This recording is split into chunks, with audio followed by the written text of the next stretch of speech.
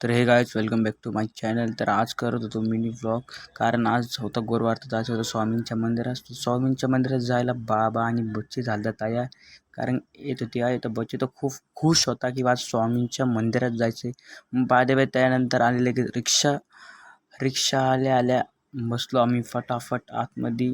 मला थोडं गरम झालं, बोललो आता जरा मास्क काढावाच. मग त्यानंतर काय रिक्षामध्ये बसला. बच्चीची थोडी मस्ती चालू होती, मला इथं बसायचं. मग त्यानंतर रिक्षावाला निघाला फटाफट. त्यानंतर आम्ही पोचलो स्वामींच्या मंदिरापाशी. मग काय मंदिरापाशी आलो, बच्चीची झाली इकडनं पाळापाळी सुरुवात. मग श्री स्वामी समर्थांचं नाव घेऊन गेलो, लाईनीला लागलो आम्ही.